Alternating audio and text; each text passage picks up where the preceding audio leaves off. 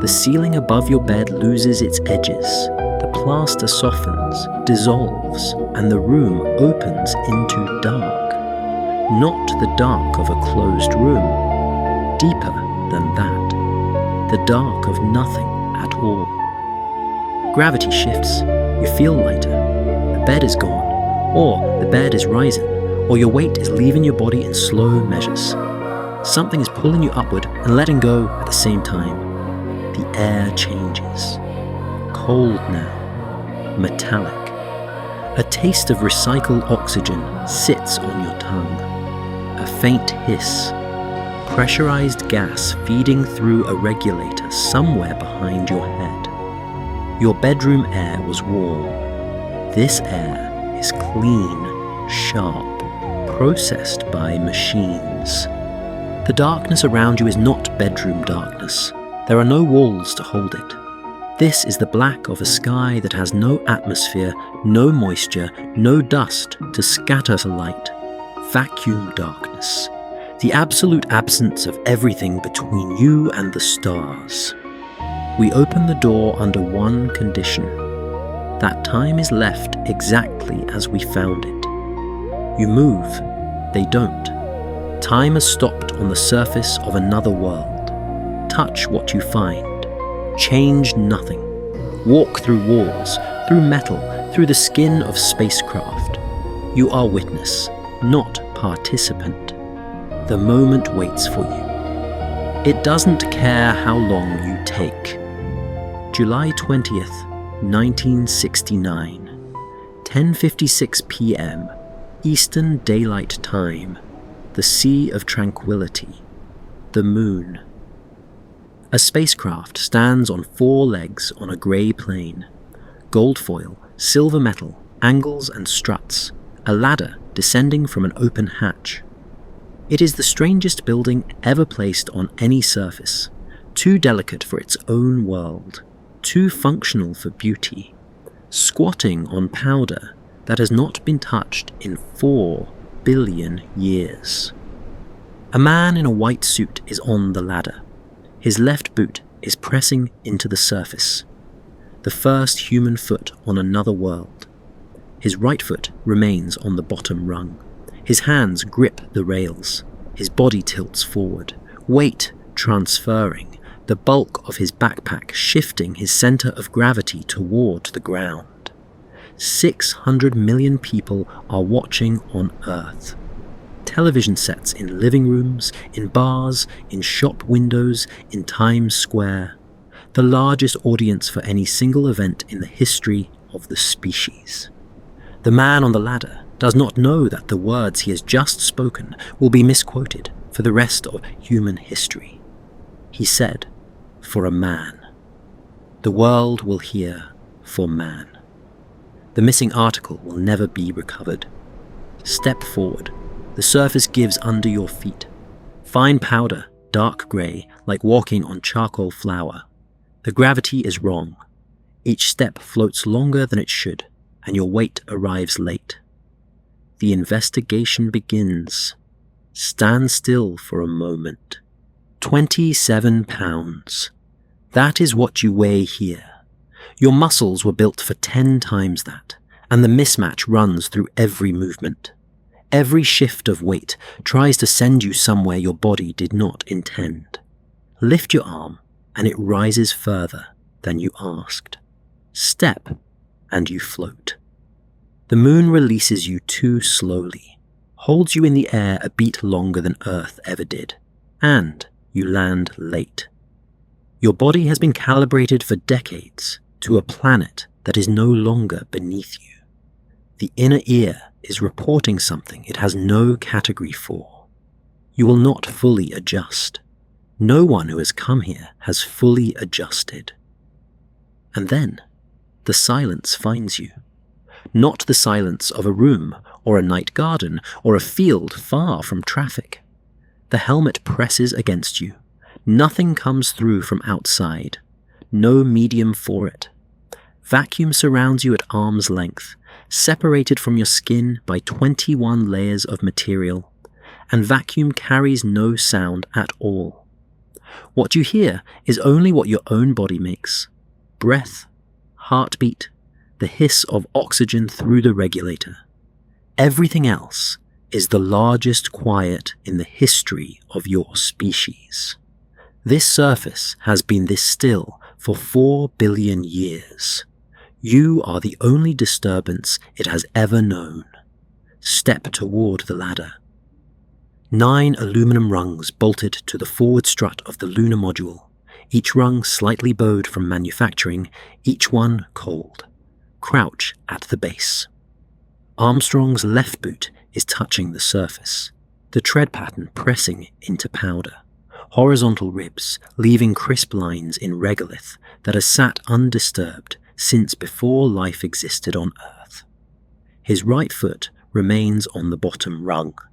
His body tilts forward, weight mid-transfer, the posture of a man stepping off a curb in slow motion. The gap between the last rung and the surface is 3.5 feet. Grip the bottom rung. The ladder was shortened during design. Every pound mattered. Every inch of aluminum was weighed against fuel, and the missing section left a drop. In 1/6 gravity, the drop is a small jump. Armstrong will push off and float down. His boots will compress the powder less than 2 centimeters deep. Press your hand against his backpack. The PLSS, Portable Life Support System, hard white shell, squared edges, the size of a large suitcase strapped to his back. 84 pounds on Earth, 14 here, inside that shell.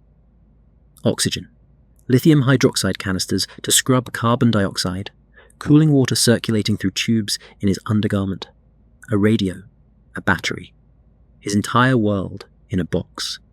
Run your fingers along the sleeve seam. 21 layers between his skin and vacuum. Nylon comfort lining, neoprene-coated nylon, 5 layers of aluminized mylar, 4 layers of Dacron spacing, Teflon-coated glass fiber on the outside. Each suit cost $100,000 in 1969. The gloves are the thinnest part. Silicone rubber at the fingertips. Just enough to grip tools and feel resistance. Touch his gold visor. Polycarbonate, coated to reflect 90% of sunlight. Your own face stares back from the curve. His face is behind the visor, focused, eyes down, watching his own boot meet the surface.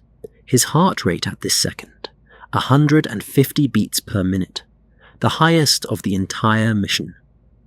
The biomedical sensors on his chest are transmitting this number to Houston. The flight surgeons are watching his heart, and he is watching his boot. Neil Alden Armstrong, 38, from Wapakoneta, Ohio, population 8,000, Korean War veteran, 78 combat missions in F-9F Panthers.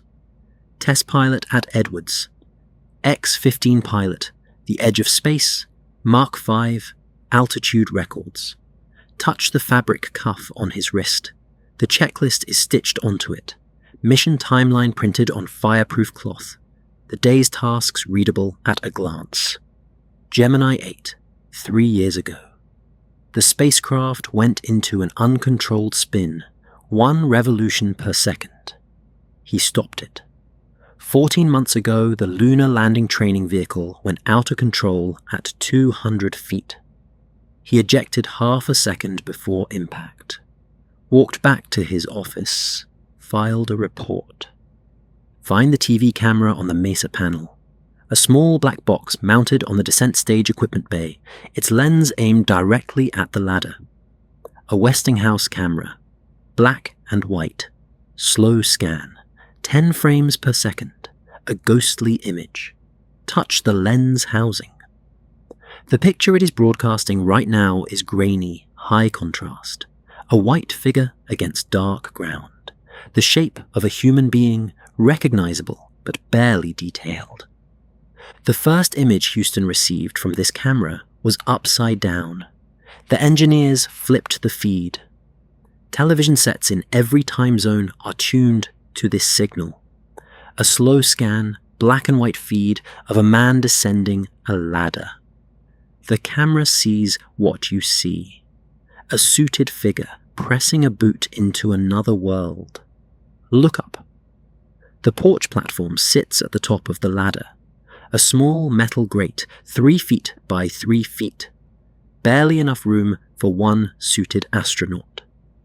Armstrong stood here before descending. He pulled the D-ring that deployed the MESA panel, swinging the equipment bay open and activating the camera. He looked down at the surface from this platform for the first time, from outside the cabin. The hatch above the porch is open, 32 inches square. Armstrong had to squeeze through on his hands and knees with the PLSS on his back. Lean towards the opening. The cabin interior is visible in shadow. Instrument panels, a window catching light. Aldrin is in there, watching through the window. He will follow Armstrong down this ladder in 19 minutes. Move around the ladder, strut toward the footpad. Gold mylar insulation crinkles in the low sunlight.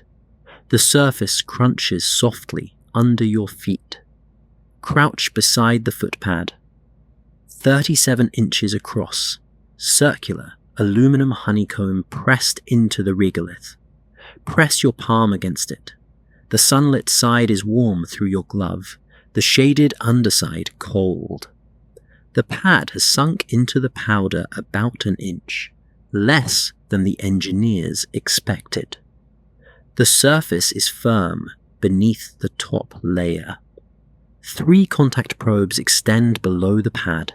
Fiberglass rods, 68 inches long, designed to touch the surface before the footpad did. Grip the nearest one. It is bent at 90 degrees where it struck first. Sheared fiberglass, the broken end rough and splintered. When these probes touched the surface, a blue light lit on the instrument panel. Aldrin called out 2 words. Contact light. The signal to cut the engine. Above you, the descent engine bell hangs 18 inches from the ground. The nozzle dark, heat-stained, the engine that carried them the last 500 feet. Look under the descent stage. The engine nozzle is dark and heat-scarred. Below it, the regolith forms a shallow dish, a circle blown into the surface by exhaust, darker than the surrounding powder. Touch the scorched ground. The grains here are fused slightly, glassy where the exhaust gases hit. Armstrong shut the engine down the instant the contact probes touched. The exhaust dispersed sideways at low altitude. No atmosphere to contain it. No air to form a column. The blast radius is about 6 feet across. The only mark humanity has made on this surface so far. Step carefully to where Armstrong's boot meets the ground. Kneel beside Armstrong's left boot. The lunar overshoe is pressing into the regolith, horizontal ribs in the tread, each one leaving a crisp line in powder that has never been pressed before. The depth, 1 to 2 centimeters. The surface yields on top and holds firm beneath. Run your finger beside the print. The regolith is fine, dark, like charcoal dust. It sticks to your glove. Electrostatic charge from billions of years of solar radiation gives every grain a static cling. At the print's edge, individual grains hang mid-displacement, tiny glass beads catching the low sun, each one thrown upward by the boot's pressure and stopped in mid-air. Each grain is a fragment of meteorite impact, shattered and reshattered over 4 billion years, pounded to powder by a sky that drops rocks instead of rain. This print will last. No wind to fill it, no rain to wash it, no root to crack it, no animal to step in it. Millions of years from now, when the footprint's owner has been dead longer than his species existed, the tread pattern will still be here, crisp, readable, waiting. Scoop a handful of regolith, fine as talcum powder, dark charcoal grey, not the silver of photographs taken from Earth, darker than anyone expected. Hold it up to the sunlight. The grains are angular, jagged, not rounded by water like beach sand. Nothing has tumbled them smooth. No river, no wave, no tide has ever touched this material. The moon has no erosion, only impact. Every grain carries the mark of it. Walk where Armstrong walked. 3 steps from the ladder. Each step floats a little. 1/6 gravity lifting you higher than your legs expect, each footfall arriving late. Armstrong's first task on the surface. Collect soil in case they have to leave in a hurry. Find the sample scoop. A small Teflon bag on a folding aluminum handle, designed for gloved hands. Grip the handle, light, functional. The bag is partially filled with regolith, dark powder clinging to the Teflon walls with that same stubborn electrostatic grip. Pick up a loose rock beside the scoop path. Angular basalt, dark, rough-textured, the weight surprising, lighter than your hand expects. Turn it over. The underside is a shade lighter, protected from billions of years of space weathering by the regolith that covered it. This rock is 3.7 billion years old. Basalt from ancient lava flows that filled the Sea of Tranquility when the moon's interior was still molten. Older than any surface rock on Earth. Older than complex life. Set it down carefully. It has been here longer than you can meaningfully comprehend. Watch Armstrong's posture. He leans forward, more than a person walks on Earth. The PLSS on his back shifts his center of gravity, pulling him backward, and he compensates by leaning into each step. His boots leave shallow prints. He goes in only a small fraction of an inch on the compacted areas, deeper in the loose powder. The regolith compresses, but does not puff up. No air to suspend the displaced grains. Each step kicks a spray of particles outward, but they fall in perfect parabolas. Thrown up, arcing out, landing clean. No floating, no billowing, no dust cloud hanging in the air. A small spray of regolith hangs mid-arc from his last step, each grain following its own ballistic trajectory, the whole spray frozen in a fan shape, like scattered seeds caught in a photograph. Step where Armstrong stepped. Follow his first prints from the ladder outward. The first prints are tentative, shallow, close together, the stride of a man testing unfamiliar ground. Touch the third print. Deeper than the first 2. More confident. Each step further from the ladder presses a little harder, spreads a little wider. He is learning the gravity. His movements carry a slight bounce. Each step rises higher than an Earth step would. The 1/6 gravity turning a walk into something between walking and floating. By the 6th step, the gait has settled. A slow, deliberate walk. Heels pressing in first, the ball of the foot following, each print recording the moment his body found its rhythm on another world. Step past the ladder. The LM shadow stretches across the surface ahead. A geometric silhouette, sharp-edged, the shape of the spacecraft pressed flat against grey powder. Stand at the shadow's edge. 1 foot in sunlight, 1 in shadow. Press your hand against the sunlit ground. 250 degrees Fahrenheit, through the glove, the heat immediate. Move your hand into the shadow. The temperature drops to minus 280 degrees.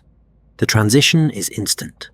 No air to moderate, no gradual cooling, no buffer zone. A knife edge of temperature, 530 degrees of difference across inches. The shadow itself is razor sharp. No atmosphere to soften the boundary, no scattered light to create a penumbra. Light, dark, nothing in between. Pick up a small rock from the shadow, cold enough to feel through your suit glove. The same rock in sunlight would burn. Look up. The sky is black. Not dark blue, not twilight purple. Absolute black. The sun sits 10 to 15 degrees above the eastern horizon. It is daytime, full daytime, and the sky is black. No atmosphere, no molecules to scatter photons. The light travels straight from the sun to the surface and nowhere else. The stars are there, thousands of them, steady, not twinkling, no atmosphere to refract the light, each one a fixed point. The Milky Way runs across the black as a dense white band, the galaxy, edge on, from a world with no light pollution and no air. On Earth, city lights and atmosphere hide this. Here, it is the natural state of the sky. The universe, unfiltered, turns slowly. The horizon is 1.5 miles away. Sharply close, the surface curves away visibly. This world is small, the curvature obvious, the drop-off faster than any horizon on Earth. The horizon line is absolute. Grey surface ends, black sky begins, no gradation, no haze, no softening. Depth perception fails here. A boulder might be 50 feet away or 500. Without haze, without familiar objects for scale, distance becomes guesswork. The landscape is grey, cratered, scattered with rocks of every size, and utterly still. No movement anywhere. No wind, no dust settling. No animal, no plant, no cloud, no sound. Vacuum carries nothing. You hear your own breathing and nothing else. The helmet seals you from the lunar environment. Temperature, vacuum, radiation, all held at bay by layers of engineering. But the moon has a smell. You cannot detect it here outside. It belongs to the astronauts. Something that will catch them off guard later, when they are back inside and the dust is in the air. Turn back towards the Lunar Module. It stands on 4 legs against the black sky, gold and silver, angular, 23 feet tall, a thing that looks too fragile to exist. The descent stage is octagonal, wrapped in gold mylar thermal insulation. The ascent stage sits above it. The cabin, the triangular windows, the antenna, the reaction control thrusters touch the landing leg strut. The metal is warm in sunlight. The mylar insulation smooth under your fingers. The whole structure weighed 33,000 pounds at Earth launch. Here, it weighs 5,500. Delicate on its 4 legs. The mylar's surface is crinkled with handling, each fold holding a different angle to the sun. Gold light fractured across the foil in a dozen directions at once, the descent stage burning bright against the black sky. This is the most isolated building ever constructed by humans. The nearest other structure is 240,000 miles away. On Earth. Copper on your tongue. The taste arrives before anything else. Metallic, thin, as if you bit the inside of your cheek. The ground tilts. Your inner ear lurches sideways, balance failing, the horizon sliding to the left. Temperature drops. Sharp. Fast. The warmth of the sunlit surface is gone. Time moves, backward. The boot print undoes itself. Powder rises from the compressed tread, grains lifting and settling back into their ancient positions. Armstrong ascends the ladder in reverse, his boots finding rungs they already left. The surface smooths, the LM shudders, lifts, the legs folding beneath it. The lunar surface drops away. Time contracts. Hours fold. The clock spins backward through the long coast from orbit to descent. The engine ignition, the pitch-over maneuver, the computer alarms that nearly ended everything. Then it slows, stops. You are inside the Lunar Module. It is descending. A green number on a screen, altitude, dropping. A voice calling numbers, 100 feet. The prog alarm light is dark, the boulder field is behind them. The fuel gauge reads 94 seconds. The moment locks. 4 hours, 16 minutes and 58 seconds. PM EDT, July 20th, 1969. 100 feet above the surface of the moon. Press your face to Armstrong's triangular window. 18 inches per side, double-paned glass, cool against your forehead. The lunar surface is 100 feet below. Grey regolith, scattered boulders, small craters, every feature in impossible focus. No haze. Every rock casts a knife-edge shadow in the low sun, the details sharper than any aerial photograph on Earth. The LM's shadow sits on the surface below, a dark cross, sharp-edged against the powder. Beneath the descent engine, regolith grains hang suspended, exhaust gases caught mid-scatter, a frozen plume fanning outward across the regolith. The first human-disturbed dust on the moon. Look back through the window. Behind them, and below, West Crater. 190 meters across, its eastern rim covered with boulders, car-sized, house-sized, dark, and jagged. This was the computer's original landing target. The guidance system was following coordinates. It had no eyes. Armstrong looked through this window, saw the rocks, and took manual control. The computer could calculate trajectory. It could not see a boulder field. Touch the window glass, cool, smooth, scratched faintly from micro-meteorite impacts, picked up during the 3-day coast from Earth. Through this glass, one man's judgment overruled the most advanced guidance system ever built. Landing among those boulders would have meant the LM legs striking rock, the spacecraft tipping, a leg puncturing, the ascent stage unable to separate cleanly. The boulder field behind them is the width of 2 football pitches. Armstrong cleared it with seconds of fuel to spare.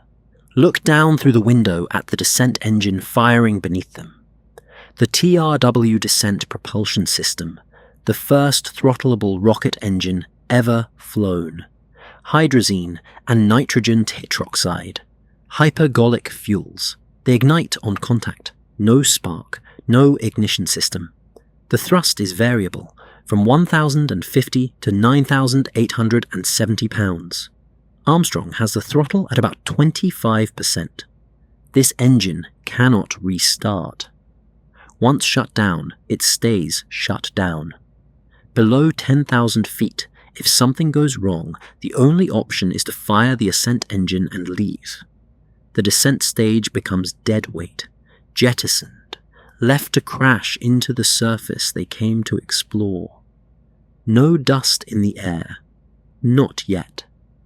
The engine exhaust has not reached full ground effect at this altitude.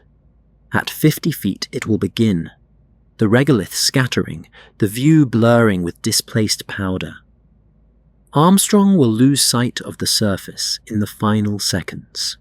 He will land by instruments and instinct, while the ground disappears beneath him. Step back from the window. The cabin is small, barely enough room for 2 suited men standing side by side. Turn to face the instrument panel. Lean into the DSKY. Green numbers glowing on an electroluminescent display. Altitude, descent rate, forward velocity. The data of a moon landing reduced to digits. 100 feet, 3 feet per second down, 9 feet per second forward. Touch the keyboard beneath the display. 19 keys. The astronauts speak to this computer in codes. 16 verbs and 21 nouns. The entire vocabulary between human and machine. Verb 16. Noun 68. Display range and range rate. Verb 06. Noun 60. Display altitude and altitude rate. The language is clipped and functional, like the engineers who wrote it. The prog alarm light sits above the display. Dark now. But 6 minutes ago, it lit amber and everything changed. Press the prog alarm light. A small amber lens, cool under your finger, dark and harmless looking. 6 minutes ago, this light flashed 12:02. Executive overflow. The computer drowning in data it could not process fast enough. The cause, the rendezvous radar, left powered on. Feeding navigation data the computer did not need during descent, choking the processor with unnecessary calculations. A checklist error. A switch in the wrong position. The moon landing nearly aborted because of a toggle. In Houston, the alarm appeared on Steve Bales's screen. 26 years old. Guidance officer. He had 4 seconds to call go or no go, continue the descent or abort. Reach below the DSKY. A handwritten note is taped to the panel, barely visible. Pencil on paper. A list of alarm codes. Jack Garman, 24, a backroom engineer, had compiled this list the night before the mission. Code 1202 was on the GO list. Bales saw the alarm, checked with Garman, and called go. Without that handwritten list, he would have called abort. 2 men in their 20s, 1 piece of paper, and the moon landing survived. Find the fuel quantity gauge. A small needle indicator on the instrument panel, the kind of gauge you might find in a light aircraft. The needle reads 94 seconds of descent fuel remaining.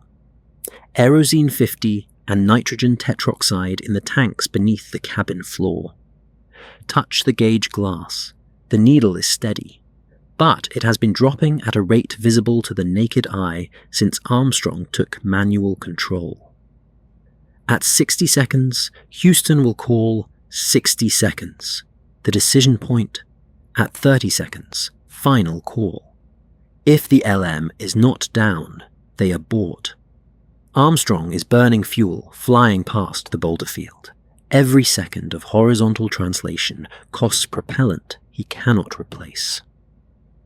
15 to 25 seconds of fuel will remain at touchdown, depending on which engineer's estimate you trust. The closest any Apollo mission will come to running dry. The Apollo guidance computer behind the DSKY, 74 kilobytes of memory, 0.043 megahertz processing speed, less computing power than a modern wristwatch. The software was written by Margaret Hamilton and her team at the MIT Instrumentation Laboratory. Hamilton, 33, one of the few women in the program. She coined the term software engineering. The discipline did not have a name before she named it. The code was woven into rope memory by hand. Women at the Raytheon factory threaded copper wires through tiny magnetic cores, through the core for a 1, around it for a 0. They called it LOL memory, Little Old Lady Memory, named for the women who wove it. Hand-woven code is flying the moon landing right now. Crouch beside Armstrong's right hand, It grips a pistol-shaped joystick, the attitude controller. Pitch, roll, yaw, the orientation of the spacecraft in his fingers. His grip is steady. Slight pressure applied, not squeezing, the hand of a man who has done this before. He has been in this space before, not here exactly, but in the small territory where the outcome is binary and the wrong input ends everything. His hand knows the geometry. Gentle pressure. Wait. Correct. The same fingers that pulled Gemini 8 out of a spin at 1 revolution per second. The same steadiness that held after the LLTV crash, half a second from death. Walked back to his office. He lives in this narrow margin. It is steady now. Move to his left hand. It holds a T-shaped handle, the thrust and translation controller. Up increases descent rate, down decreases it. Counterintuitive by design. Side to side moves the LM horizontally. This is how Armstrong is flying past the boulder field, nudging the spacecraft sideways with small inputs, fingertip corrections. The reaction control thrusters fire in pulses outside. 100-pound jets nudging 33,000 pounds of spacecraft. The LM responds slowly. A gentle push, a long wait, a gradual drift. Feel the cable restraints at his waist. Nylon webbing connecting his body to the cabin walls, keeping him upright as the LM pitches and yaws. He is standing the way a surfer stands, knees slightly bent, weight balanced, swaying against the cables when the spacecraft tilts. Look at Armstrong's feet. Flat on the cabin floor, boots side by side, no seat beneath him. There are no seats in the Lunar Module. Weight saving. Seats, seat frames, restraint mechanisms, all removed. Every pound stripped from the design meant another pound of fuel, another second of hover time, another margin of survival. The astronauts stand for the entire descent. They will stand for the landing. They will stand for hours afterward. The attachment points are bolted to the bulkhead, 4 of them, 1 at each compass point of his body. That is the entire safety system. If the LM tilts hard, the cables hold. That is the design. Look up at Armstrong's face through the visor. His eyes are moving, scanning between the window and the DSKY, left, right, left, the rhythm of a man cross-checking 2 sources of truth. The instrument panel reflects green in his visor, numbers floating over his features. His face is calm, his heart rate is still at 150. His expression shows nothing. Touch the cuff checklist on his wrist, the task stitched into the fabric. His name is stamped on the inner layer, Armstrong, N.A. Step to Aldrin's side. His mouth is open mid-word. Altitude velocity lights. The syllable caught. The call-out suspended. His eyes are on the instruments, not the window. His job is to feed Armstrong data. Altitude, descent rate, forward velocity, fuel remaining. Armstrong's eyes are on the surface. Aldrin's eyes are on the numbers. The division of labor that makes this landing possible. Read the clipboard strapped to his right thigh. Landing checklist. Abort procedures. Altitude milestones. Each call-out keeps Armstrong's hands on the controls and his eyes on the terrain. Buzz Aldrin, 39, PhD from MIT, his doctoral thesis on orbital rendezvous techniques, the mathematics of 2 spacecraft meeting in orbit.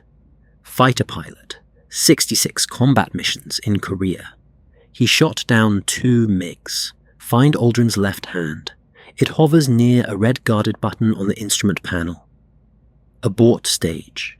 Touch the protective cover. Metal, spring-loaded, designed to prevent an accidental press. Lift the cover. Beneath it, the button itself. One press fires the ascent engine, separates the cabin from the descent stage, and sends them back to orbit. One press, and the landing is over. They live. But nobody walks on the moon today. The ascent engine beneath that button is a single engine with no backup. If it fails to fire, they stay. There is no second ascent engine, no rescue vehicle, no contingency. If Armstrong calls abort, Aldrin hits this button. If the button works, they rise. If it does not, they die on the surface of the moon. Listen, the radio crackles with Charlie Duke's voice. Capcom, the capsule communicator, the only person in Houston who speaks directly to the crew. A Texas drawl, controlled, steady, trained to project calm even when the room behind him is not calm at all. The signal delay, 1.3 seconds each way. A question from Houston takes 2.6 seconds for a response. At landing speed, 2.6 seconds means 23 feet of travel. By the time Houston hears a problem, the LM has already passed it. This is why Armstrong is piloting manually. Houston cannot react fast enough. The radio is for information, not commands. After landing, Duke will say, "You got a bunch of guys about to turn blue. We're breathing again. Stand still. Listen to the cabin." The hiss of pressurized oxygen feeding through regulators, the hum of the environmental control system cycling air, the crackle of Houston's delayed voice. The cabin temperature is comfortable, 61 degrees Fahrenheit. Crouch and press both palms flat against the floor grating. Through the metal, faint, barely there, the vibration of the descent engine firing below. Each reaction control thruster pulse travels up through the airframe. Armstrong is working the controls with small fingertip corrections, and you can feel every one of them. The smell, electronics, sweat, the faint chemical off-gassing of new materials in a sealed space. Through the windows, the moon approaches. Through the walls around you. Absolute vacuum. The distance between life and death, the thickness of these panels. Two men standing in a tin can, 100 feet above a world no human has touched. 94 seconds of fuel. One man's hands. How steady would your hands be? Sound floods in. A metallic bang, landing legs compressing against regolith. The floor jolts beneath your feet, a sharp lurch, then stillness, then silence. The descent engine is off.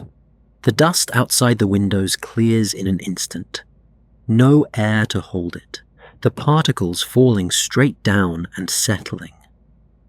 A voice, Armstrong's voice, flat, matter of fact. "Houston, Tranquility Base here. The Eagle has landed." Time blurs, hours pass in seconds. Checklists completed, photographs taken through triangular windows. A rest period neither man can sleep through.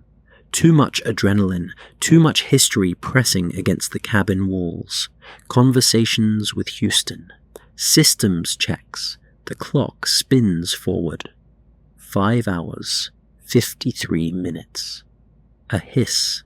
Suit pressurizing. The click of a helmet locking into a neck ring. Gloves sealing. Oxygen flowing. Inside the Eagle. 10:20 p.m. EDT. Both astronauts suited. The cabin is sealed. In 35 minutes, this hatch will open and a man will step onto another world. The moment locks. Stand in the center of the Lunar Module cabin. Stretch both arms out. Your fingertips nearly touch the walls. 160 cubic feet of pressurized volume. A large closet, occupied by 2 suited men. Their backpacks, their equipment, their food, their cameras, their hopes. The floor is cluttered, metal grating over thin aluminum, equipment brackets bolted down, food packets wedged into gaps, a stowed camera clipped to a bracket. 2 hammocks hang rolled and clipped to the wall for a sleep period they will never use.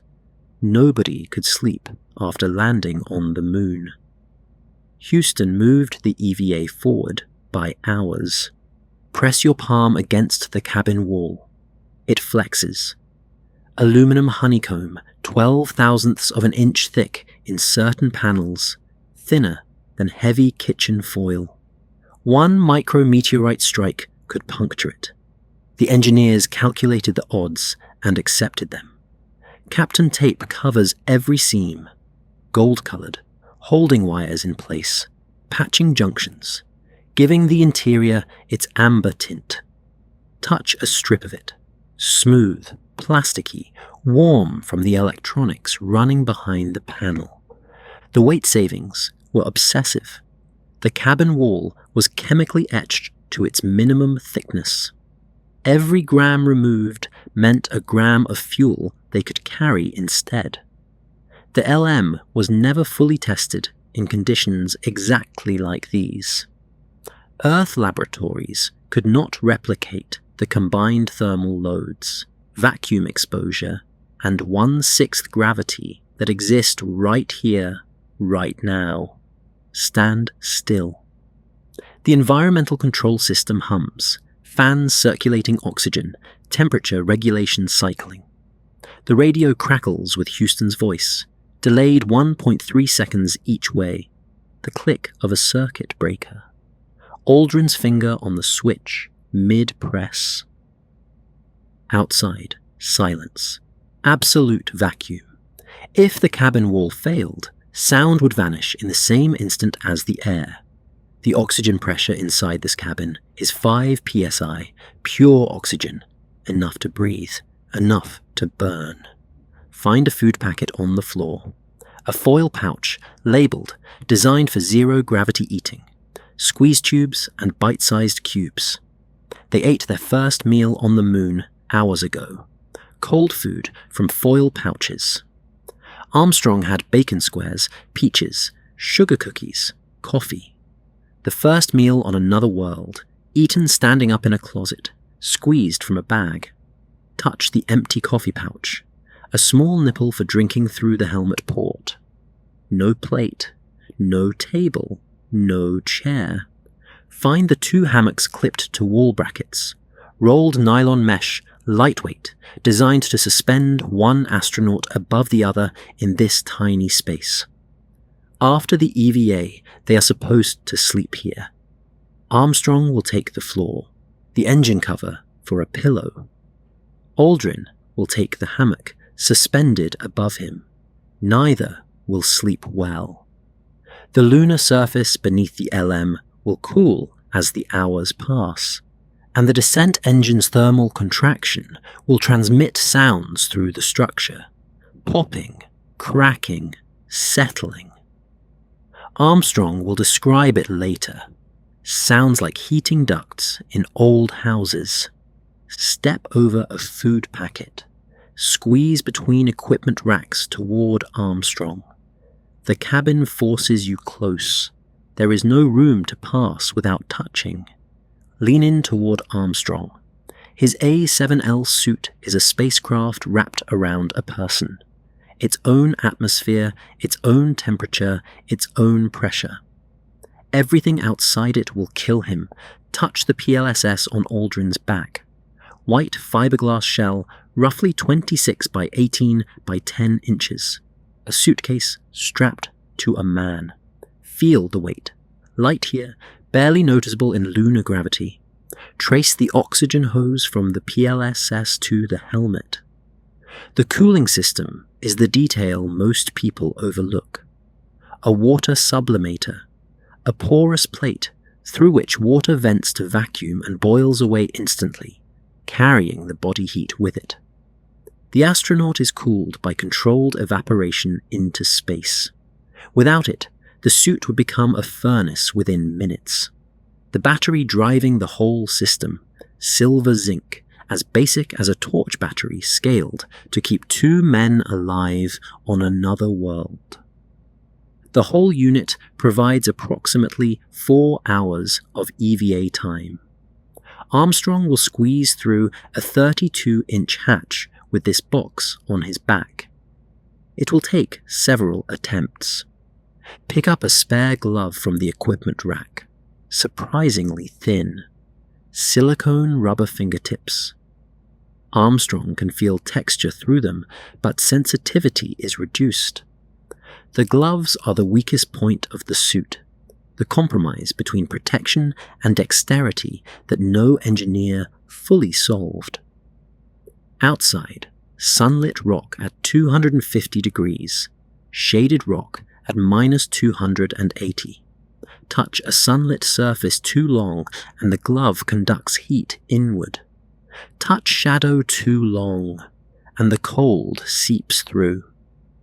Hold the glove up. The seams are visible at each knuckle. Articulation points stitched by hand. ILC Dover manufactured these suits. The seamstresses who stitched the pressure garments normally made Playtex bras and girdles. Their hands built the thing keeping 2 men alive on the moon. A practical detail the heroic narrative avoids.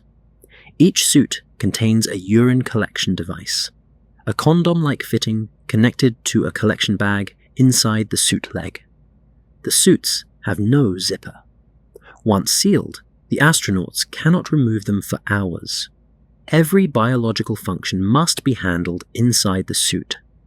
A maximum absorption garment, a diaper, handles anything else.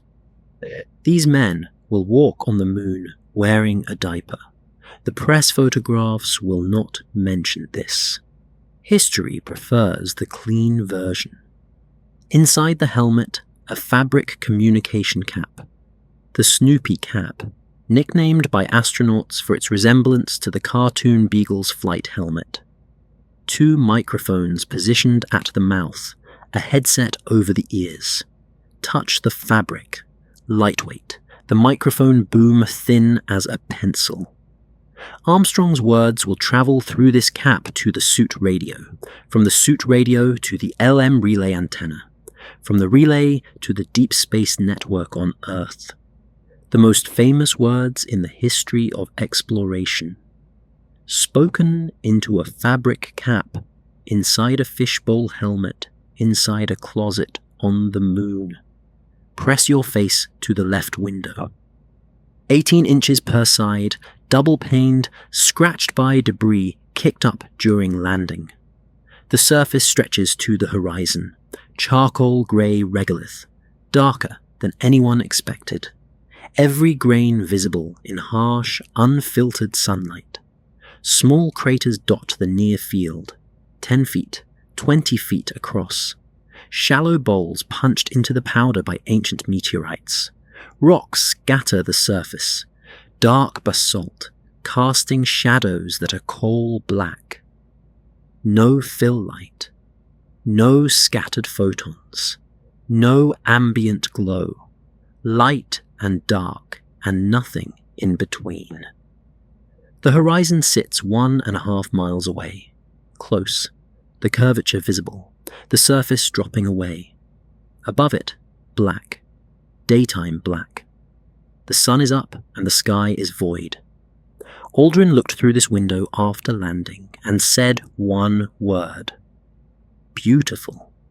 Then he said 2 more. Magnificent desolation. Move to the right window.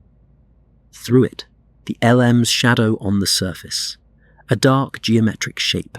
The outline of the descent stage, the landing legs, the ladder, stretched east in the low sun, every strut visible in silhouette. The first human-made shadow on the moon. Beyond the shadow, undisturbed regolith, 4 billion years of nothing. In 35 minutes, boot prints will break that surface for the first time. Lean back from the glass. The cabin interior reflects against the lunar surface. Instrument lights floating over regolith. A strange double exposure. The windows are small. Armstrong can see ahead and slightly down his landing view. He cannot see the sky above without pressing his helmet to the glass. He cannot see behind the LM. The entire far side of the landing area is invisible to them. They will step out into a world they have only seen through these small triangles. Look through the window again. The surface in shadow is not completely dark. A faint illumination, blue-grey, ghostly, falls across the shadowed regolith near the LM. Earthshine. Light reflected from the Earth, 4 times the apparent size of the moon from here, and vastly more reflective, throwing enough light to illuminate the dark side of objects. Enough to see shapes, not enough to read. A ghost light from home, 240,000 miles away, falling on ground that has never known any light but the sun's. Crouch beside the EVA hatch. 32 inches square, flush with the cabin floor, the frame machined from aluminum. Touch the latch mechanism. A lever and hinge system. Simple, mechanical. The kind of hardware that works because there is nothing in it to fail. The hatch opens inward. Armstrong must pull it toward him and crawl out backward on his hands and knees, the PLSS on his back barely clearing the frame. The opening will take several attempts, suited, bulky, in 1/6 gravity, where movements float longer than expected. Beyond this hatch, the porch. Beyond the porch, the ladder. Beyond the ladder, the surface of the moon. Beyond the surface, the rest of human history on this world. Find the D-ring on the porch side of the hatch opening, a metal pull ring connected to a cable that runs down to the mesa panel on the descent stage. When Armstrong reaches the porch, he will pull this ring. The pull deploys the mesa. The panel folds down like a drawbridge, revealing the equipment stored inside. Mounted on it, the TV camera, pre-aimed at the ladder, ready to broadcast. The camera activates, and the world sees a ghost descend a ladder on the moon. The cabin must be fully depressurized before the hatch can open. A valve on the hatch frame, turn it, and the atmosphere vents to vacuum. 5 psi dropping to 0. The air rushing out in seconds. The suits are already pressurized. The astronauts breathe their own supply, independent of the cabin. The sound. At first, a hiss, then quieter, then silence. The air is gone. Every loose item in the cabin either stays put or lifts faintly. In 1/6 gravity, the effect is subtle, not dramatic. Small debris, dust, paper fragments may drift and settle. When this valve opens, the last moment of Earth-like conditions in this cabin for many hours. The next breath of cabin air will come after the EVA, when they repressurize and unseal their helmets. Scan the circuit breaker panel. Rows and rows of small switches, each one labeled in tiny white text. Hundreds of individual breakers controlling every system in the spacecraft. Most are flush with the panel, uniform, unremarkable. Find the one that's different. One breaker pushed in further than the rest, slightly off angle. The engine arm breaker. It arms the ascent engine, the engine that lifts them off the moon. Without this breaker engaged, the engine cannot fire. They cannot leave. Aldrin's PLSS backpack bumped it while he maneuvered in the tiny cabin. The switch tip snapped off. Look closely. The tip is gone. Just a thin metal stem remaining, too narrow to grip with suited fingers. On the floor beside the panel, a felt tip pen, a Duro marker. Aldrin inserted the non-conductive pen tip into the breaker slot and pushed the breaker into position. The circuit completed. The engine will arm. The most important pen in the history of writing, lying on the floor of a spacecraft. If the pen had not fit, they would have needed bare wires to bridge the circuit. Bare wires in a pure oxygen atmosphere. The risk of a spark. The memory of Apollo 1. Find the mission clock on the instrument panel. Elapsed mission time counting forward. Touch the glass face. They launched 4 days ago from Cape Kennedy. Saturn V. 7.5 million pounds of thrust. 3 men in a capsule on top of the most powerful machine ever built. The clock has counted every second since. Earth orbit, translunar injection, lunar orbit, descent, landing. It will count every second of the return. Ascent, rendezvous, trans-Earth injection, re-entry, splashdown.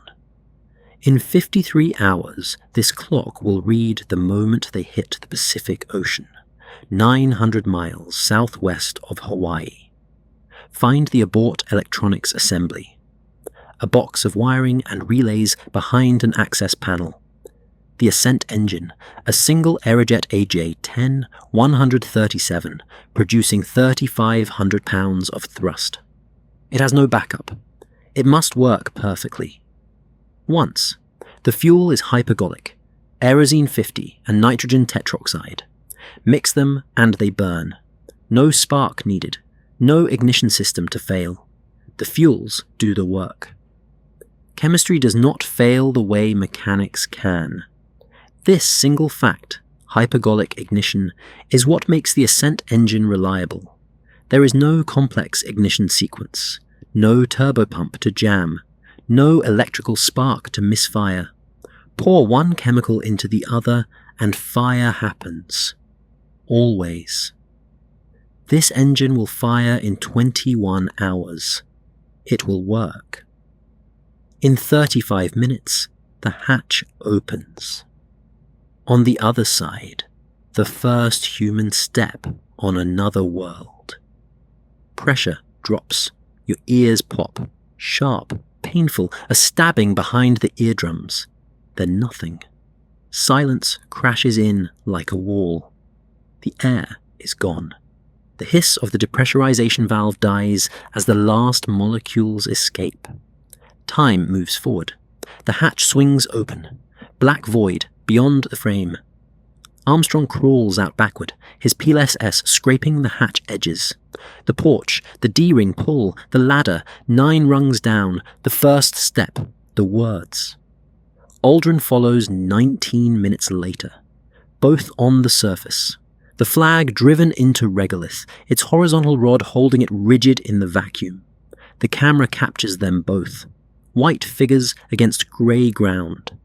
Time compresses forward. An hour.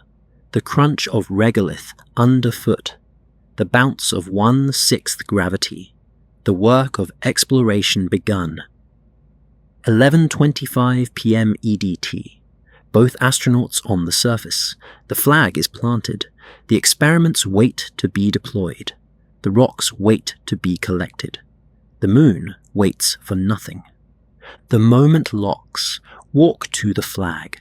The stars and stripes, 3 feet by 5 feet.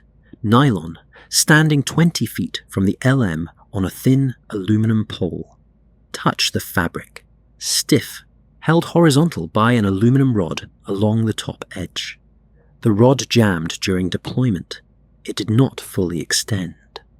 The result, the flag is permanently crumpled, and by accident it looks exactly like it is waving in a breeze. There is no breeze. There will never be a breeze. This crumple is the flag's final state. Grip the pole.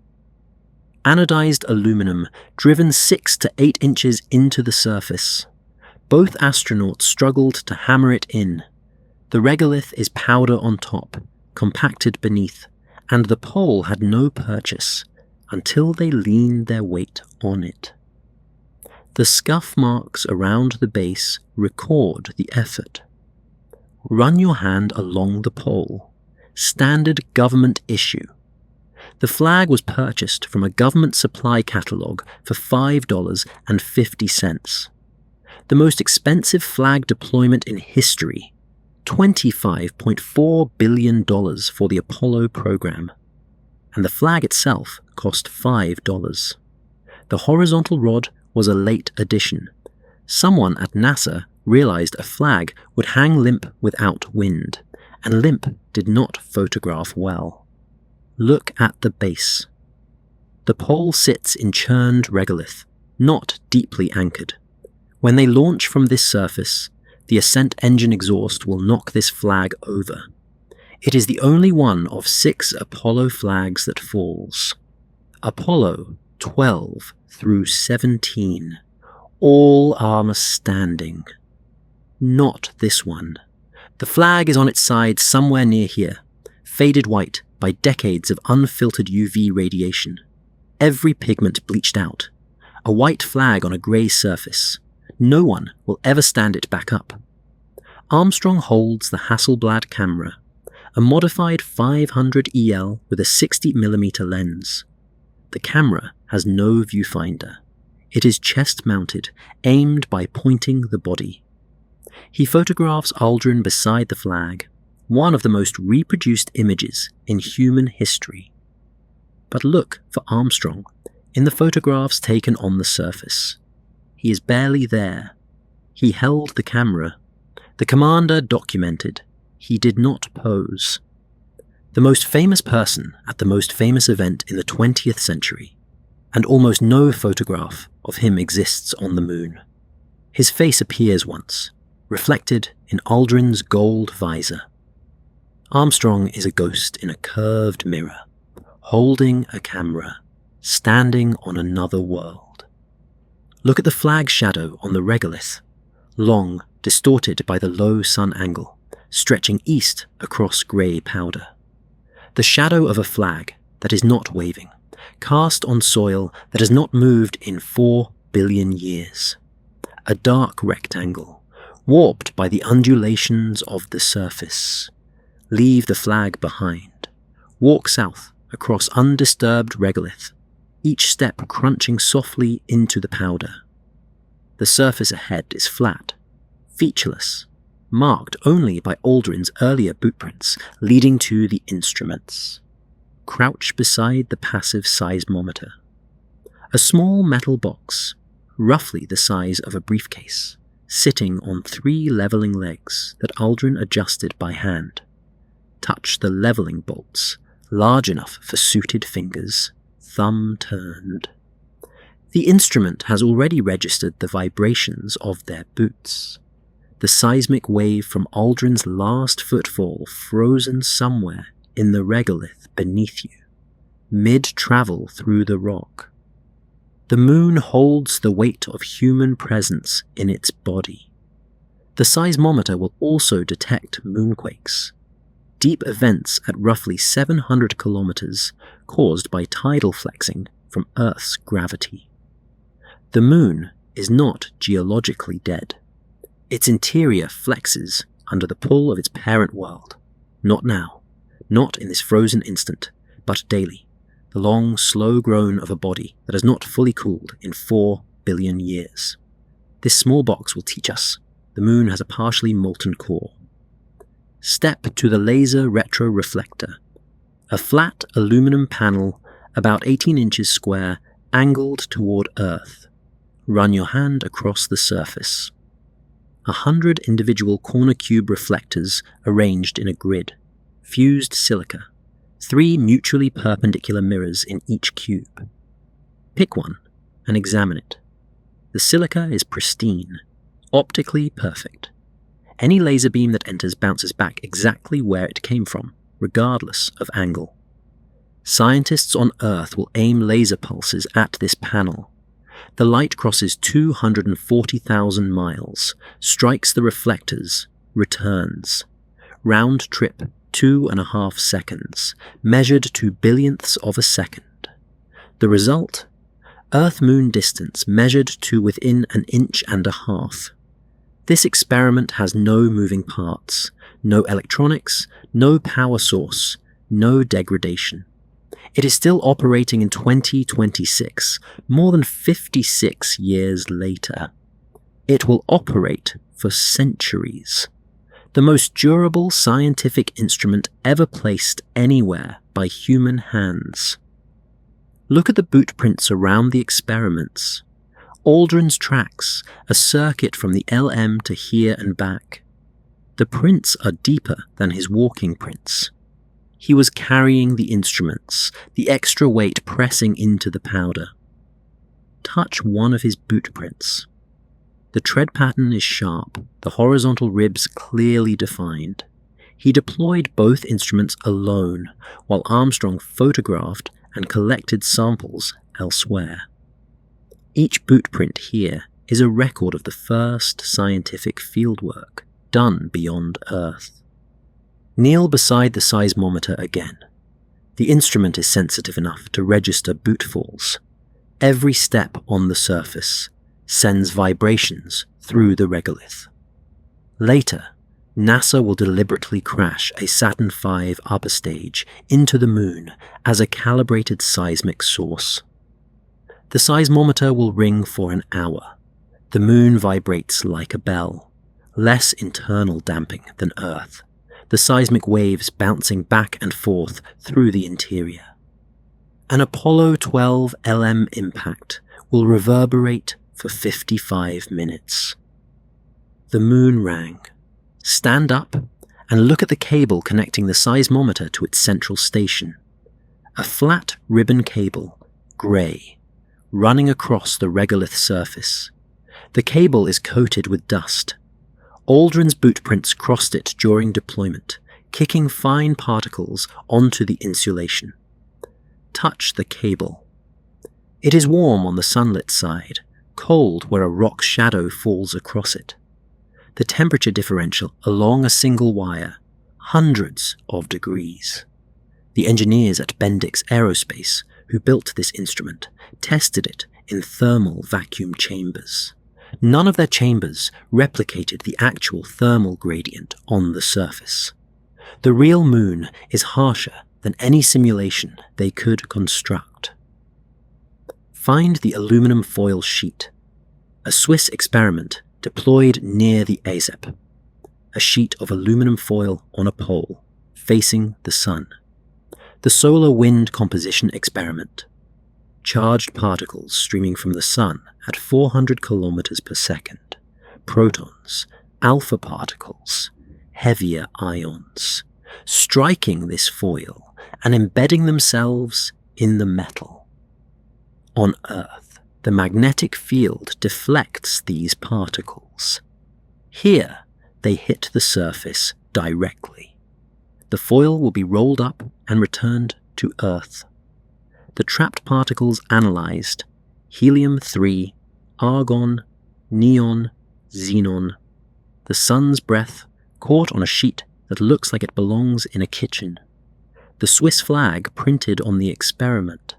The only non-American flag on the lunar surface during Apollo 11. Stand up.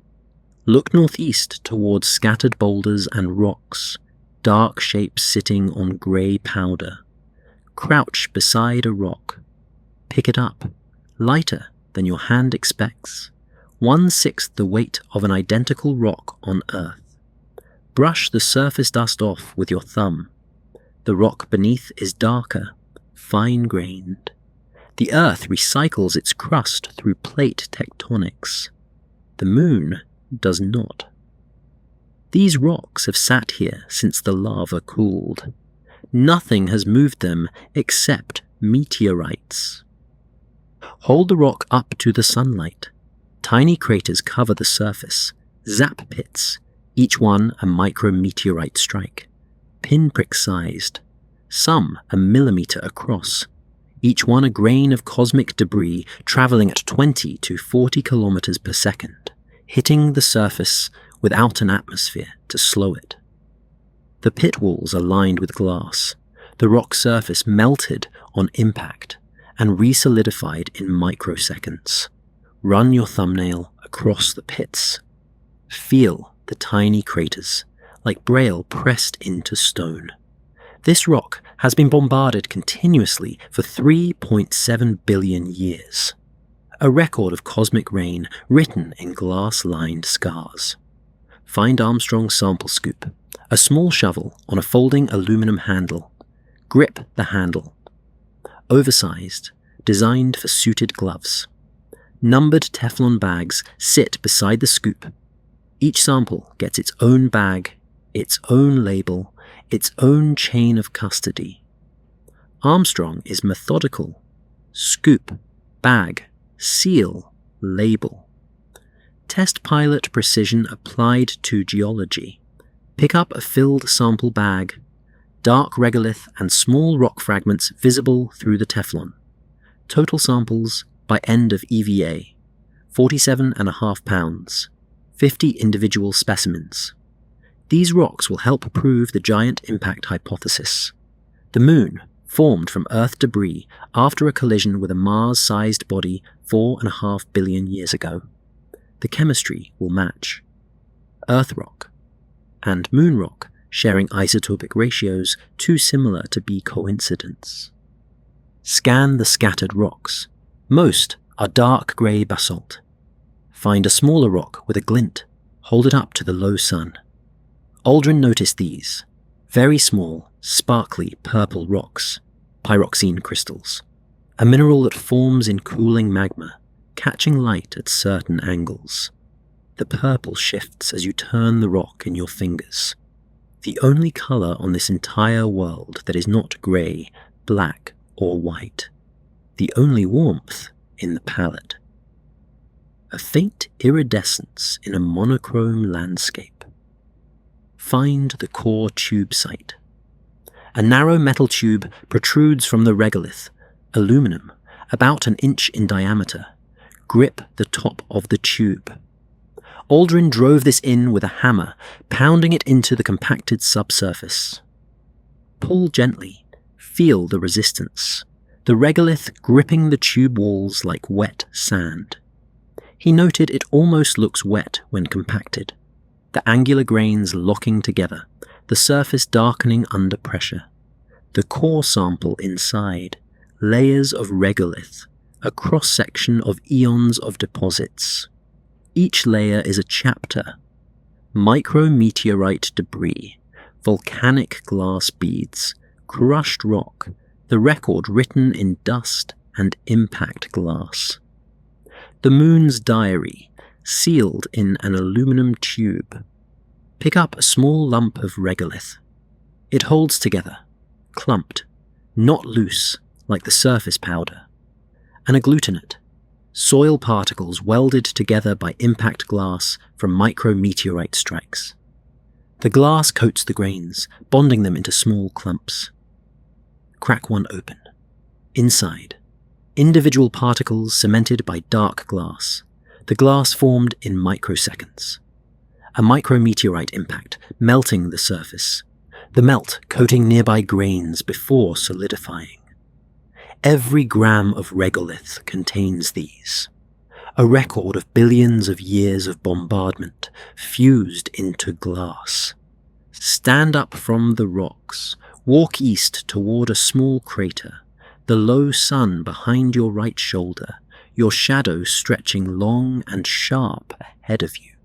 Stand at the rim. A shallow bowl 15 feet across, 3 feet deep. The rim is slightly raised, regolith and rock fragments ejected by the original impact, piled around the lip. Kneel at the edge. The wall slopes at about 30 degrees, grains clinging to the angle. The bottom of the crater is darker, than the surrounding surface. Subsurface material exposed by the impact, less weathered by billions of years of space exposure. This crater was made by a meteorite, probably the size of a baseball, traveling at 30 kilometers per second. No atmosphere to slow it, full cosmic velocity. A baseball-sized rock hit like a bomb and left a hole 15 feet across. Run your hand along the crater rim. The edges are soft, rounded. This crater is old. Uncounted years of micrometeorite rain have smoothed its features. Young craters have sharp rims and bright ejector rays. This one has neither. The walls are uniform, fine-grained, no fresh rock exposed. Time on the moon is measured in crater wear. The softer the rim, the older the hole. This crater may be as old as the basalt beneath it. Lean over the crater edge. The wall shows distinct layers. The top, fine, dark powder. The most recent billion years of micrometeorite accumulation. Beneath, a slightly lighter layer, older material, less space-weathered. Deeper, compacted regolith mixed with small rock fragments, the original impact ejector. Scrape the wall gently with your glove. The layers are soft, crumbly, separating along the boundaries between geological chapters. The crater cut through the surface layers and exposed what lies beneath. A cross-section of billions of years, laid open to whoever crouches at the edge. Stand up at the rim. Look back toward the LM. It stands on the grey plain, gold and silver, angular, a thing that does not belong here. The flag beside it, a small coloured shape against the monochrome surface. The bootprint trails radiating from the ladder. Visible paths in the powder. Beyond the LM, the horizon close behind it. The entire explored area of the moon fits in a single glance from here. Every footstep, every experiment, every discovery. A circle less than 200 feet across. The first chapter of human exploration on another world, and you can see all of it. Walk east from the crater. The LM shrinks behind you. The surface stretches ahead, unmarked, untouched. Stand still. Stop moving. Listen. Nothing. No wind. No insects. No water. No traffic. No distant engine. No birds. Vacuum carries no sound. Not quiet. Absence. Sound does not exist here. The only things you hear are inside your helmet. Oxygen hissing through the regulator, fans whirring in the PLSS, your own breathing. Houston's voice crackles occasionally, delayed. The only human sound in 240,000 miles. Between transmissions, nothing. Perfect. Absolute. Nothing. The silence has weight. It presses against the helmet like a physical thing. Look east.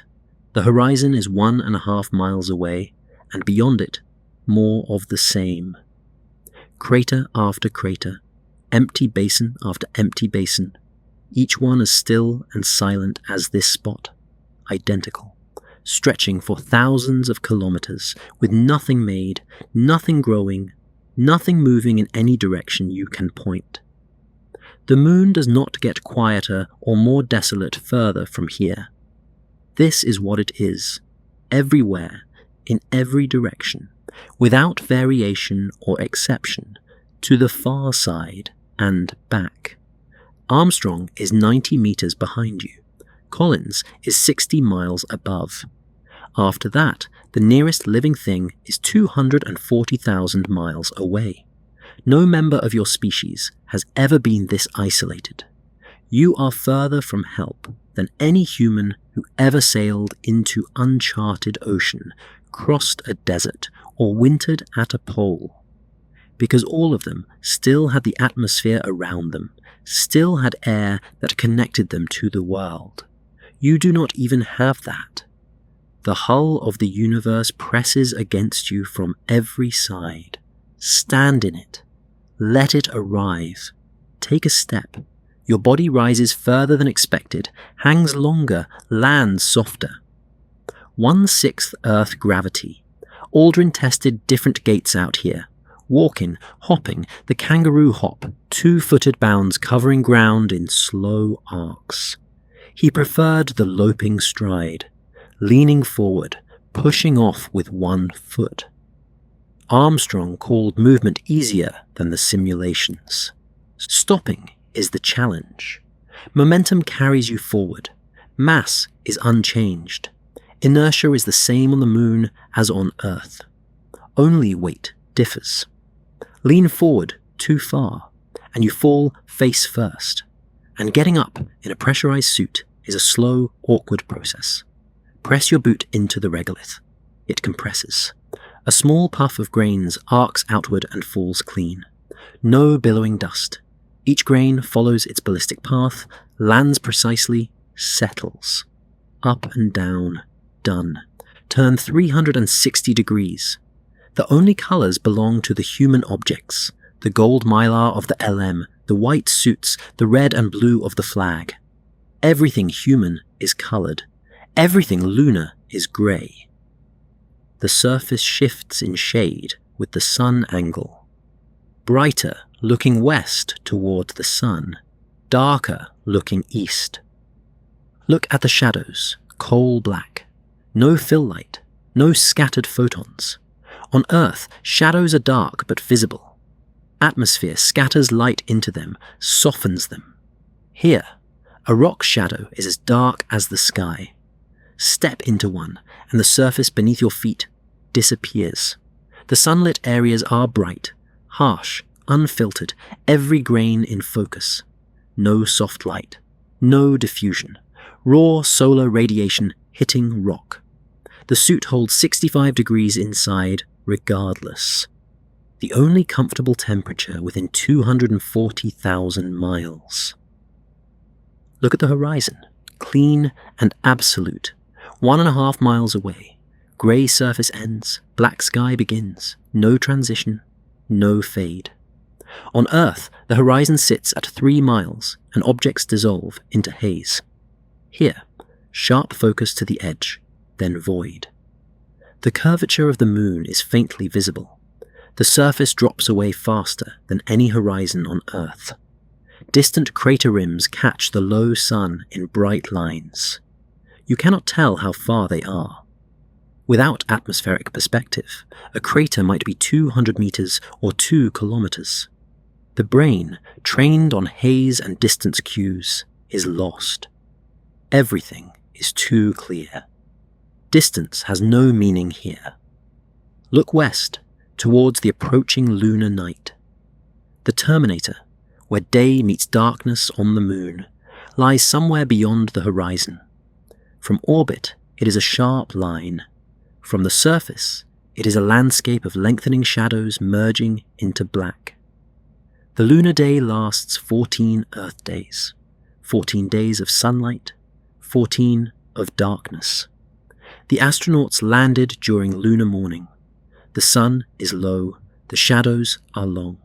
They will leave before the sun climbs much higher. In 7 days, this spot will be in direct overhead sunlight. No shadows, flat lighting, the surface washed out.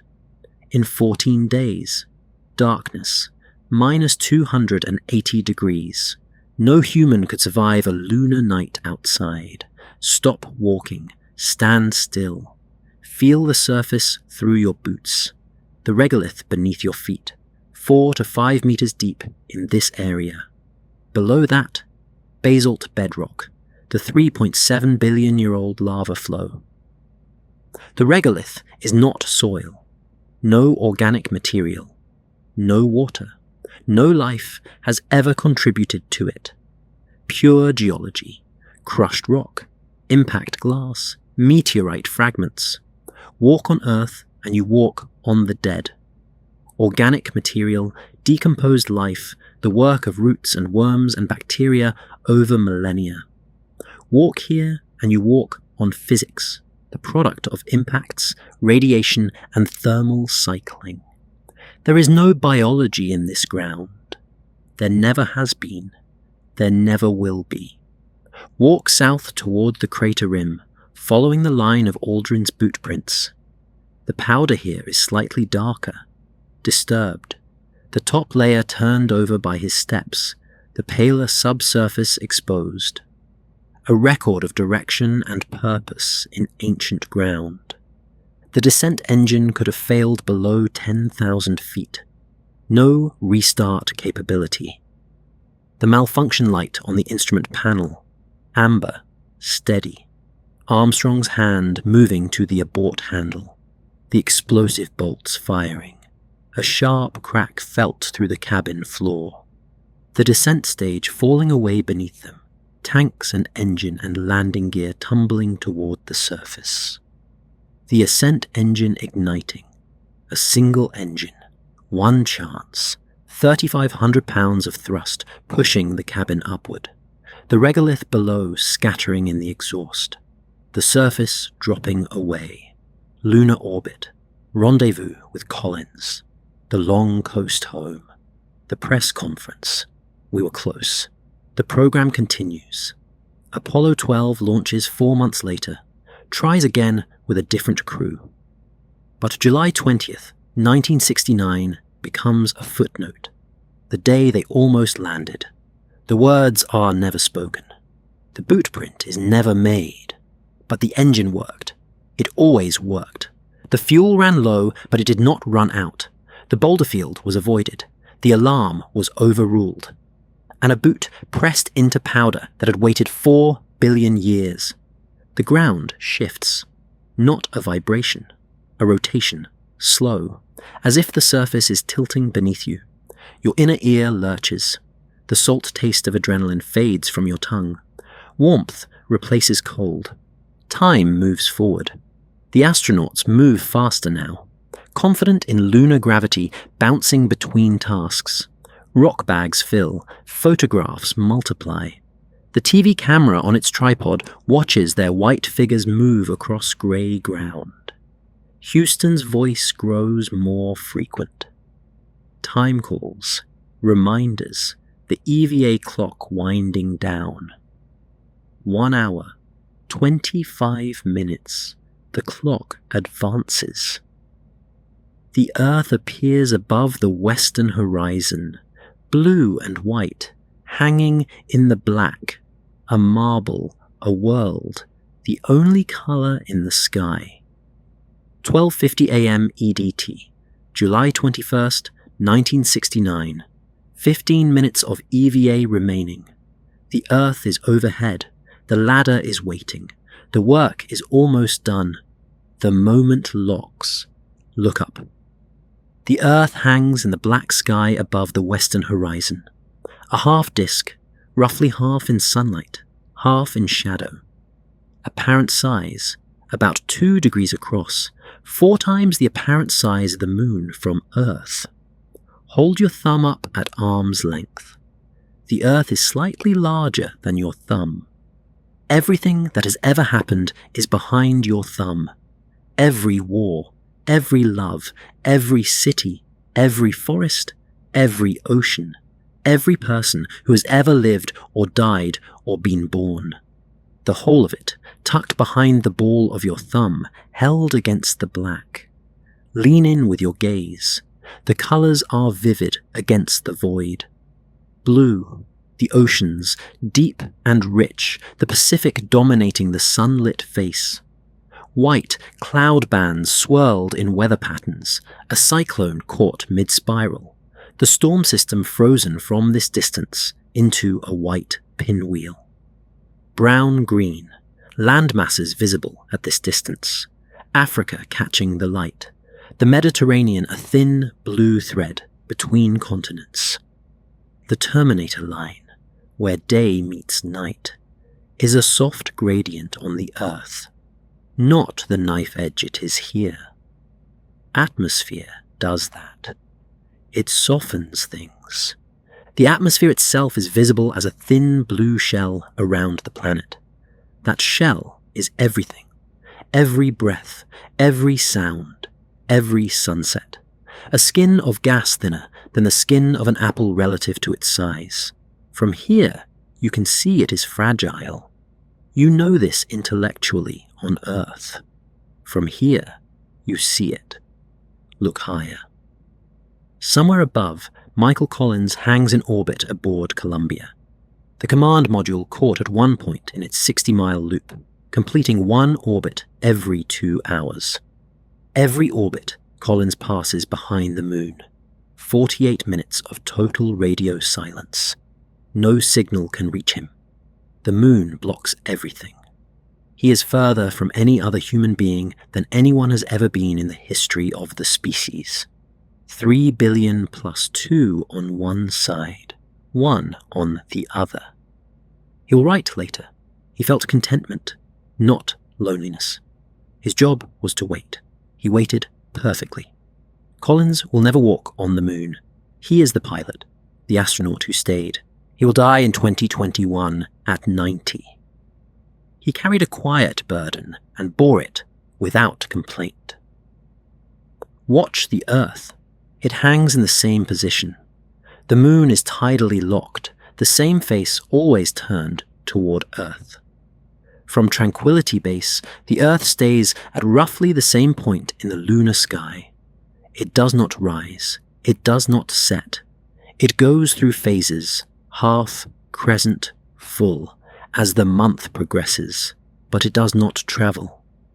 It waits in the sky, permanent, patient, home. Do not look away yet. Every color missing from this landscape is up there. Every green, every brown, every amber sky of late afternoon, every smell of rain on warm ground, every breath that has not been processed by a machine. All of it wrapped in that thin blue shell, visible at the limb, luminous, fragile, a line drawn between everything living and the void on the other side of it.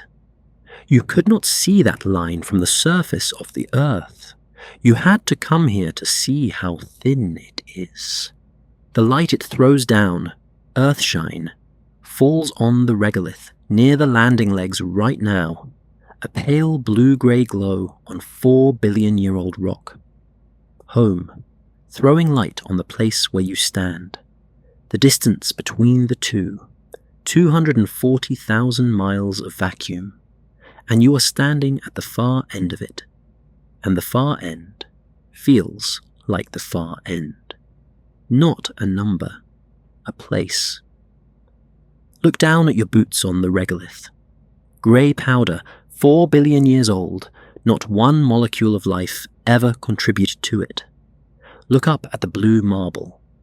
That is what the moon never became.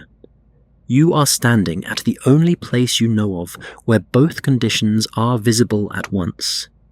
Dead world below, living world above. The contrast is not subtle. It does not need explaining. Lower your gaze from the sky. The grey surface reasserts itself. Bootprints everywhere. The evidence of 2 hours of work pressed into ancient powder. Crouch at the forward landing leg. The plaque is mounted on the strut between 2 structural members. Stainless steel, roughly 9 by 7 inches, etched text and imagery. Touch the surface. Cool metal. The lettering raised under your fingertips. Read. Here men from the planet Earth first set foot upon the moon. July 1969 AD. We came in peace for all mankind. 2 hemispheres of Earth etched into the metal. 4 signatures below. Armstrong, Collins, Aldrin, Nixon. The plaque will remain on the descent stage, which stays on the surface permanently. It's addressed to no one in particular.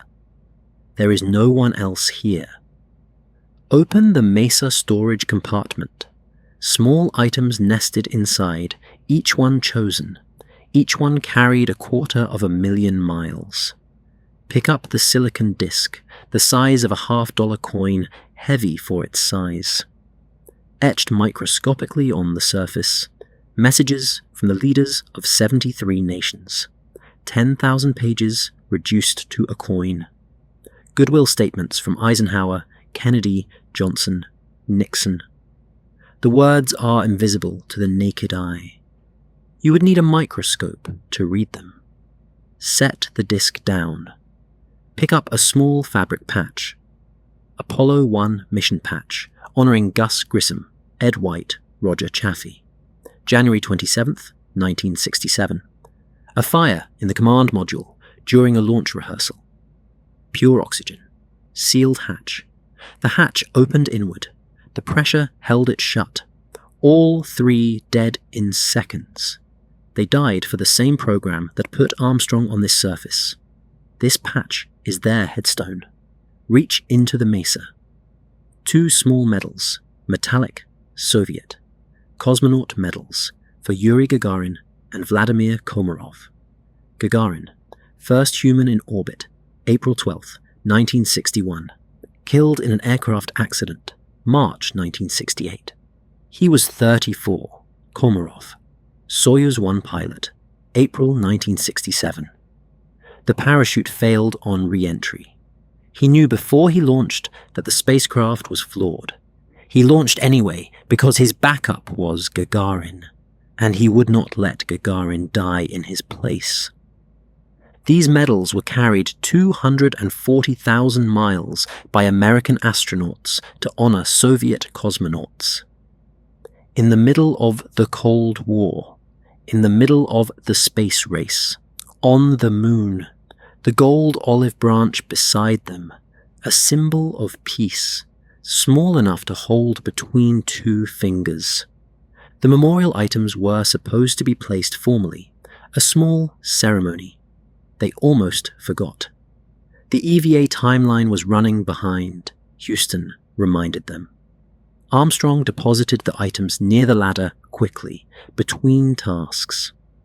No photograph exists of the moment. It happened between camera setups. The most symbolically significant act of the entire mission. And it nearly did not happen. The disc you just held, messages from 73 world leaders etched on a surface the size of a coin. Some of these leaders were at war with each other in 1969. The disc contains both sides of the Cold War, American and Soviet leaders, side by side in microscopic text. On Earth, these words are adversarial. On the moon, they share a coin the size of a $50.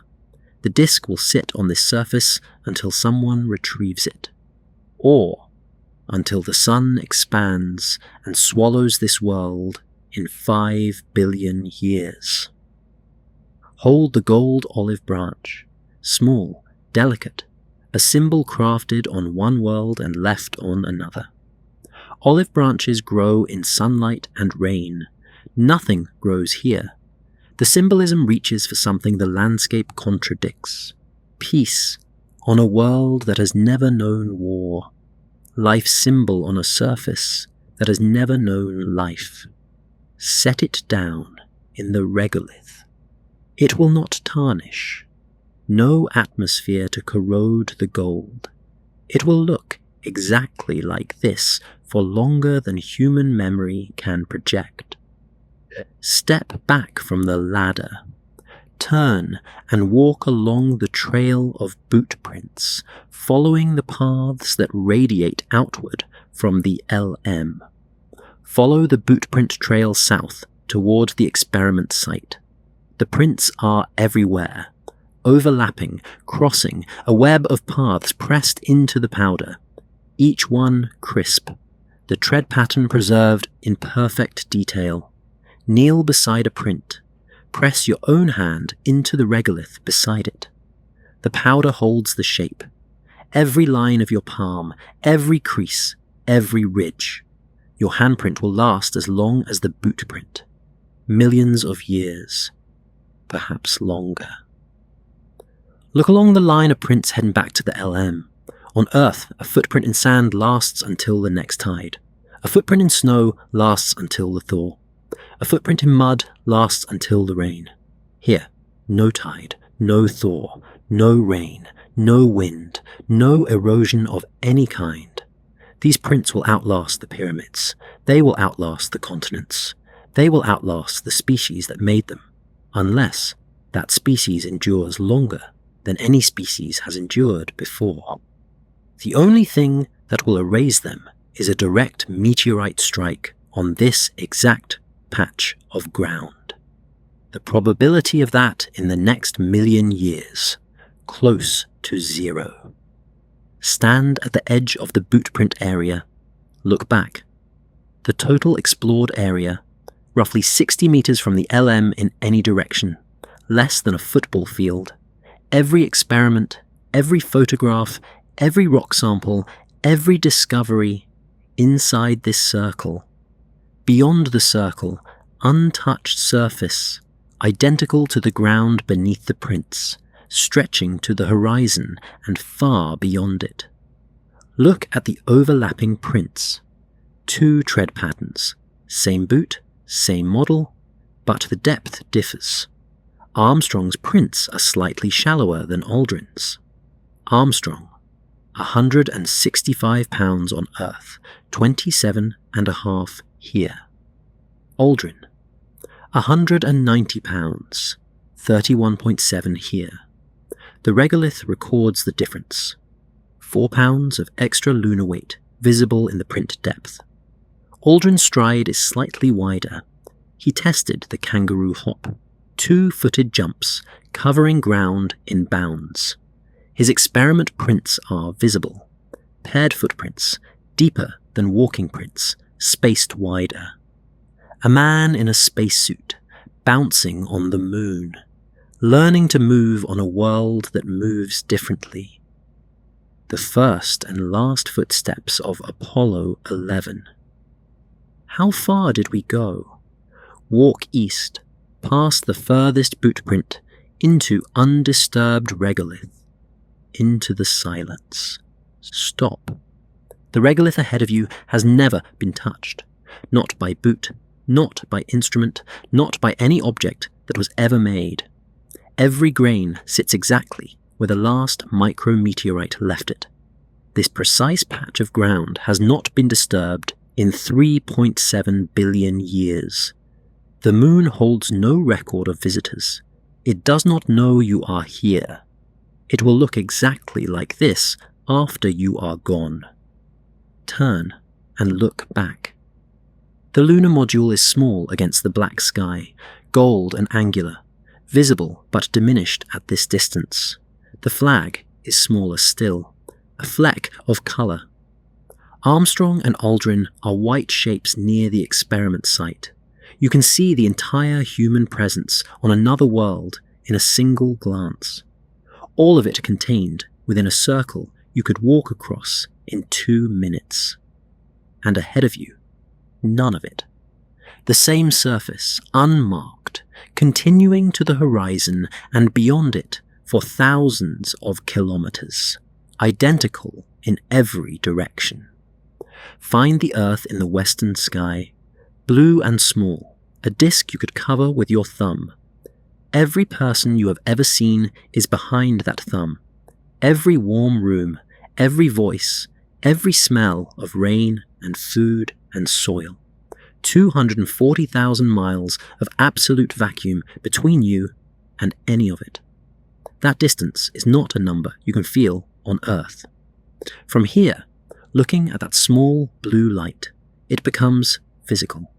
It presses against your chest, the way height presses when you stand at the edge of something very high. You feel it in the body, not the mind. Walk back toward it. The LM against the black sky, gold mylar catching the sun, descent stage legs spread wide, the ascent cabin above. The flag 20 feet from it, small, crumpled, still. The experiments on the surface, metal shapes on grey powder. The bootprint trails radiating outward, a web of human paths on an inhuman world. This is everything. The total human presence on another world, all of it visible from where you stand. In 15 minutes, both astronauts will climb back inside. The hatch will seal. In 21 hours, the ascent engine will fire and the top half will rise and leave the surface forever. The descent stage will stay, the flag will fall, the prints will remain. Turn away from the LM. Face the untouched regolith. The surface ahead is identical to the surface behind. Grey, cratered, rocky, still. No one has walked this direction. 2 men have walked across a circle smaller than a baseball diamond. The regolith beneath your feet has been here for 3.7 billion years. In 3 days, Armstrong and Aldrin will be back on Earth. This place will be alone again. Apollo 12 lands 4 months later, 1,500 kilometers from here. 12 humans total will walk on the moon. The last, Gene Cernan, December 1972. He paused on the ladder before climbing up for the final time, reached down, touched the surface one more time, said, "We leave as we came, and, God willing, as we shall return." No one has been back since. The descent stage will stay here permanently. 4,700 pounds of metal, tanks, engine, landing gear. The ESEP instruments, still registering decades later. The laser retroreflector, operational for centuries. The flag, soon to fall. The bootprints, millions of years. The descent engine exhaust residue. The first human pollution on another world. The urine bags jettisoned from the LM. Human waste on the moon. In total, the Apollo missions will leave about 5 tons of material on the lunar surface. Equipment, experiments, flags, waste, descent stages, crash boosters. The moon accepts it all without reaction. Look at the dust coating your suit below the knees. The regolith clings. Electrostatic charge bonds it to every surface. Fine, abrasive, jagged. It scratches visors, clogs zippers, wears seals. When they return to the cabin and repressurize, the dust will react with oxygen. Spent gunpowder, sharp, metallic, unmistakable. Aldrin's eyes will water. Armstrong will sneeze. Lunar hay fever, he will call it. The moon has a smell. Nobody expected it. Iron and silicon in the regolith, oxidizing for the first time in billions of years. The gunpowder scent of a world breathing air for the first time. Turn one final circle. 360 degrees. Grey surface. Black sky. Blue earth. Sharp shadows. Scattered craters. Absolute silence. This is Aldrin's magnificent desolation. Magnificent because of the scale, the strangeness, the beauty of a world that owes nothing to life. Desolation because nothing lives here. Nothing has ever lived here. Nothing will. And yet 2 humans are standing in it. Breathing, thinking, alive. The contrast is the point. Life against lifelessness. Colour against grey. Sound against silence. Warmth against void. In 15 minutes they will climb the ladder for the last time. In 54 years, no one will come back. Warmth on your face. Sunlight shifting. The surface blurs beneath your feet. The bootprints dissolving. The experiments folding back into storage boxes. Time contracts. The astronauts turn towards the ladder. Armstrong climbs. Aldrin follows. The hatch seals. Hours reverse. You are outside again, at the base of the ladder. 10:56 p.m. EDT. Armstrong's boot touching the surface. The same instant where you began.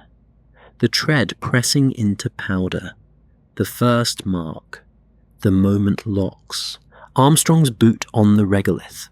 The tread pattern pressing into powder that has not been touched in 4 billion years. The same image. The same frozen second. He is on the ladder. Left foot down. Right foot on the rung. Hands on the rails. His heart rate at 150. His gold visor reflecting the surface. 600 million people watching through a slow scan camera. The words already spoken. The missing article already lost. This is not a conquest. It is a visit. 2 hours and 31 minutes on a surface that has waited 4 billion years and will wait 4 billion more. The boot prints are not a claim. They are a question. Can we come back? Will we come back? The answer for 54 years has been silence. $25 billion. 400,000 workers. 3 dead astronauts before a single foot touched the surface. The space race, the Cold War, a president's promise, a nation's pride, all of it funneled into this single instant. A boot in powder, a line on a camera, a sentence with a missing word, and behind it, the most extraordinary engineering achievement in the history of the species, built by seamstresses and welders and 26-year-old flight controllers who had never done this before, because no one had ever done this before. Armstrong fades, still on the ladder, left boot touching the surface, right foot on the rung. His shape thins, the white suit loses its edges, the gold visor dims. He does not move. He does not finish the step. He dissolves, mid-stride, mid-history. And the ladder holds the space where he stood. Aldrin fades. Inside the LM, watching through the triangular window, about to follow. His mouth is still open mid-word, calling data. His clipboard is still strapped to his thigh. He thins, softens, becomes translucent against the instrument panel. The numbers on the DSKY glow through him. Then he is gone. Collins fades. 60 miles above, orbiting alone in Columbia, the most patient astronaut. His hands on the controls, his face in the window, watching the surface pass below. He has not walked here. He will not walk here. He carried the weight of waiting and bore it without complaint. He thins against the black, the stars visible through him. And then he is not there. The black sky softens. The vacuum darkness becomes bedroom darkness, familiar, warmer, the darkness of a room you know. The sharp-edged shadows on the lunar surface blur and dissolve. The horizon fades. The craters and rocks and bootprints and the gold-wrapped spacecraft lose their outlines and sink into a gentle dark that holds no vacuum, no radiation, no 500-degree temperature swings, just the dark of a ceiling above your bed. Gravity returns, full weight, the comfort of Earth's pull, steady and complete. Not 1/6, not floating, not the wrong gravity. The mattress beneath you, the pillow, the blanket, the weight of your own body, held by a planet that holds everything, pressing you gently into the place where you sleep. The air is warm. It smells of your room, fabric, the faint sweetness of night air through a window. Not recycled oxygen, not spent gunpowder, not the metallic bite of a sealed cabin. Your air, Earth's air. The atmosphere that looks like a thin blue line from 240,000 miles away, wrapping around you, keeping you warm, carrying every sound you have ever heard. Rest now. Sleep. The boot print holds its shape in the powder. The regolith has not moved. The tread pattern is crisp, the ribs clean, the impression perfect. 4 billion years of stillness broken by one step, and the stillness has closed back around it. The moon is still. Time has stopped. Sleep